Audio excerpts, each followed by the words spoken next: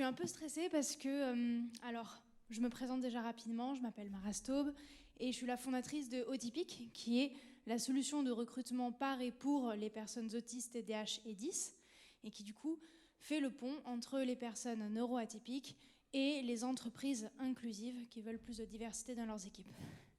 Bon, maintenant j'enlève ma casquette de fondatrice Autypique parce que j'en ai parlé toute la journée, donc c'est bon. Je suis un peu stressée parce que, évidemment, je suis autiste aussi. J'ai été diagnostiquée à 21 ans.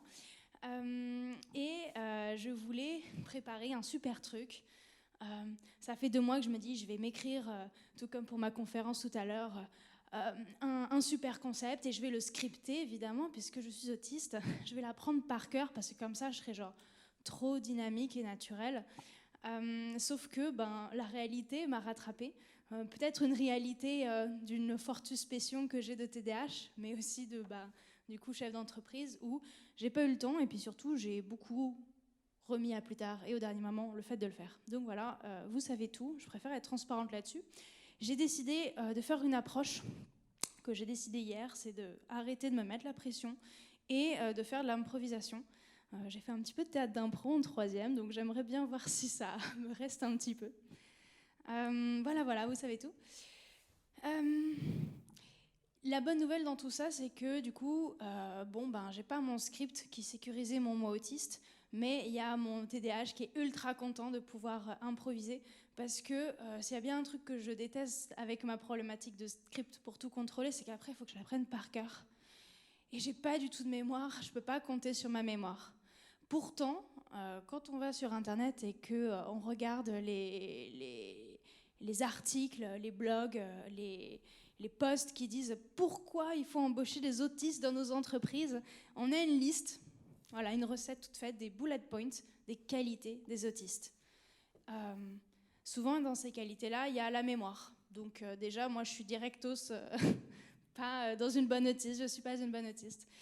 Il faut qu'on arrête vraiment ces qualités-là, parce que je ne sais pas vous, mais moi je me retrouve rarement dans la recette toute faite des autistes. Et c'est de ça dont je voulais vraiment vous parler aujourd'hui, parce que je pense que c'est vraiment ultra important. C'est comment on représente l'autisme, comment on représente les personnes autistes, que ce soit du coup dans ce milieu-là du monde du travail et aussi évidemment dans les médias, dans la société. Voilà, moi j'ai une grande peur, un cauchemar à chaque fois que je dois m'assumer autiste avec maintenant mon boulot tout le temps. C'est que les gens pensent, voire me disent, mais je pense que juste ils vont le penser, mais elle est pas autiste, c'est pas vrai. Elle se fait des films, je pense, ça doit être parce que c'est un peu une tendance maintenant, c'est pas possible qu'elle soit autiste. Elle parle bien, elle communique bien. C'est mon grand cauchemar qui parfois vraiment me crée des grosses angoisses. Et du coup, je voudrais savoir, je vais vous demander de faire un peu de sport du bras, s'il vous plaît, pour toutes les personnes autistes dans la salle. Qui, parmi vous, a déjà fréquemment, une à plusieurs fois par semaine, remet toute sa vie et son diagnostic en question et se dit « c'est pas possible, je ne suis pas vraiment autiste, je suis une imposteur, imposteuse ». S'il vous plaît, levez la main si ça vous arrive. J'ai entendu quand j'ai pu. Bon, franchement, vous pouvez pas vous voir, mais il y a plusieurs personnes qui ont levé la main, donc c'est pour ça que je voulais en parler. C'est que moi, il n'y a rien qui me rassure plus et qui me rend plus heureuse que quand je découvre d'autres personnes qui souffrent de ce sentiment d'imposture, de trop de masking, tue il y a la fierté autistique. Et quand on se retrouve, parfois j'ai envie de pleurer tellement que ça me fait du bien de voir que je ne suis pas la seule à avoir très peur de me sentir soudainement démasquée. Je ne suis pas réellement autiste alors que si, clairement, je le suis. Donc il faut en parler. Il faut en parler. Et c'est vrai qu'il y a vraiment un comble. Je pense que du coup, les personnes qui ont levé la main doivent savoir ce que c'est. Mais toute ma vie, toute mon enfance et adolescence, je me suis trouvée trop bizarre, trop à côté de la plaque, trop pas assez plein de choses, et notamment pas assez cool, et donc pas propice à avoir des amis, des groupes, machin. Et donc j'ai toujours travaillé soigneusement à gommer tout ce qui était trop bizarre. Et maintenant, je me retrouve à me dire, j'ai l'air trop neurotypique, j'ai l'air trop à l'aise. C'est quoi ce comble? Euh, Maintenant, j'arrive à faire du small talk, voilà, je vous l'avoue, j'ai un peu honte. Alors que toute ma vie, j'ai cherché à réussir à faire ces petites interactions sociales, casual, qui veulent rien dire, qui sont hyper superficielles. Bon, bah maintenant, j'y arrive. Je suis pas sûre que c'est une bonne chose d'ailleurs. Peut-être que ce serait bien qu'on arrête tous de le faire. J'arrive à draguer.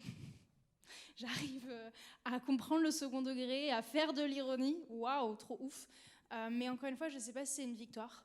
Parce que du coup, très fréquemment, je me dis oh, c'est horrible. En fait, on va penser que je ne suis pas vraiment autiste. Et en fait, peut-être que je ne le suis pas vraiment. Bon, j'ai découvert aussi un truc il n'y a pas très longtemps. Et je pense que ça aussi, il faut qu'on en parle plus. C'est que, en fait, on peut être autiste et TDAH. Ça explique beaucoup de choses. Donc, comme je vous l'ai dit, ce n'est pas encore confirmé chez moi.